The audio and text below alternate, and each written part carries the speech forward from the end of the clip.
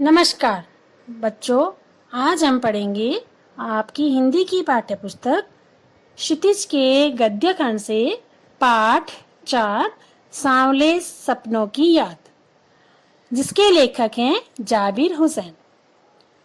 बच्चों, पाठ को पढ़ने से पहले मैं कुछ महत्वपूर्ण जानकारी आपको देना चाहती हूँ। आपके पाठ्यक्रम से कुछ पाठों को हटाया गया है इस साल, यानी कि कुछ पाठ नहीं आएंगे, तो उसके बारे में मैं जानकारी दे रही हूँ। आप लोग अपने पास नोट कर लीजिए। आपकी हिंदी की बुक में गद्य खंड में से पाठ 3 श्याम चरण दुबे का उपभोक्तावाद की संस्कृति, ये पाठ हटा दिया है। पाठ 3। पाठ 5 चपला देवी का नाना साहब की पुत्री देवी मैना को भस्म कर दिया गया है, ये भी नहीं आएगा। और पाठ 7 महादेवी वर्मा का मेरे बचपन के दिन, ठीक है, ये पाठ भी हटा दिया गया है। पाठ 8 हजारी प्रसाद द्विवेदी जी का एक कुत्ता और एक मैना, तो आप इन पर टिक लगा दीजिए, ये पाठ नहीं आएंगे आपके पास। पाठ 3, 5, 7 और 8 गद्य खंड के। अब पद्य खंड से भी कुछ पाठ हैं जो हटा दिए गए हैं। उसमें है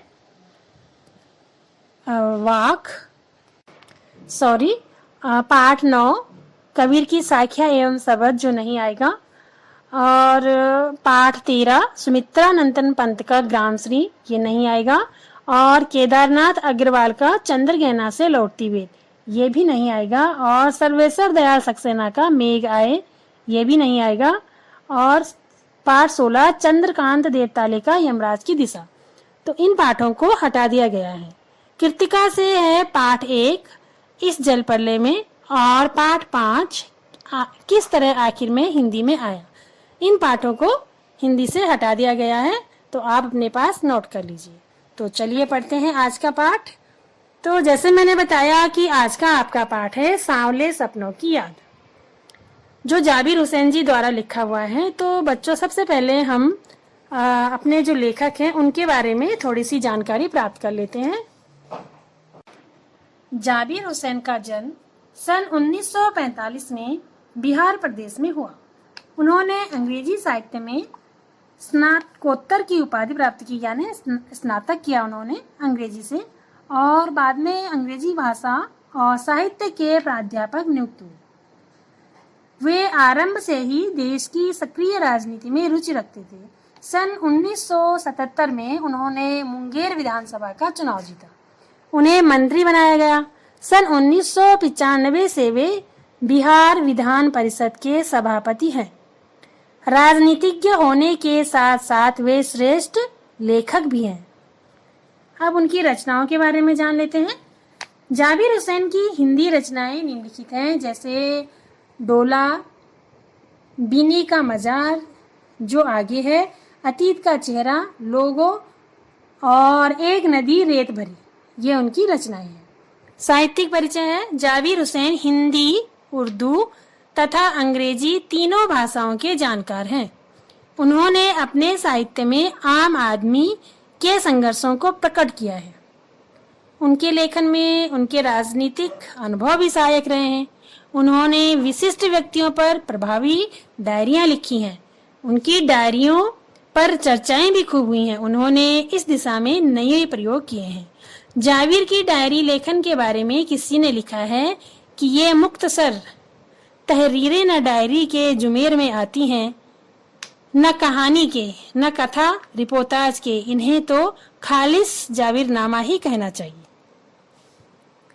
और जाबिर जी की भाषा शैली, जाबिर हुसैन की भाषा शैली कलात्मक है। उनके भाव अनुभूति से उपजते हैं और कला से ढलते हैं। उनके द्वारा रचित सांवले सपनों की याद न तो ठीक से संस्मरण है, न रेखा चित्र, न ही इससे व्यक्तित्व का सही बोध होता है। वास्तव में वे व्यक्तित्व का प्रभाव चित्र प्रस्तुत करते हैं, जो शब्द से अपशब्द की ओर ले जाते हैं। उनकी भाषा में संस्कृत के प्रचलित शब्दों के अतिरिक्त उर्दू तथा तद्भव शब्दों की ओर भी अधिक रुझान है। जैसे वे पक्षी को परिंदा कहना अधिक पसंद करते हैं। तो बच्चों, ये थी थोड़ी सी जानकारी जाबिर हुसैन के बारे में। अब पढ़ लेते हैं थोड़ा सा पाठ का सारांश। आपको मैं बताती हूँ कि इस पाठ में यह एक व्यक्ति चित्र है और इसमें प्रसिद्ध पक्षी प्रेमी सालिम अली के व्यक्तित्व का प्रभाव चित्र खींचा गया है। सुनहरे पक्षियों के पंखों पर सांवले सपनों का एक झुंड सवार है। वह मौत की मौन वादी में जा रहा है। सालिम अली उसमें सबसे आगे हैं। वे सैलानियों की तरह पीठ पर बोझ लादे अंतहीन यात्रा पर चल पड़े हैं। इस बार तो वे मानो शहर की भीड़ भरी जिंदगी से आखिरी बार चले हों। कोई उन्हें वापस नहीं लौटा सकता, मानो वे कोई पक्षी हों जो मौत की गोद में जा बसे हों। जो सालिम अली हैं वो निरंतर भ्रमणशील रहे हैं, अखंड यायावार बने रहे। उनकी याद करके लगता है कि आज भी वे पक्षियों की खोज में निकले हैं और अभी गले में दूरबीन लटकाए खोजपूर्ण नतीजों के साथ लौट आएंगे। तो ये बच्चों, ये था पाठ का थोड़ी सी जानकारी मैंने आपको दी। पाठ को मैं पढ़ाऊंगी दूसरी वीडियो में। आज के लिए मैं यहीं पर अपना पाठ समाप्त करती हूँ।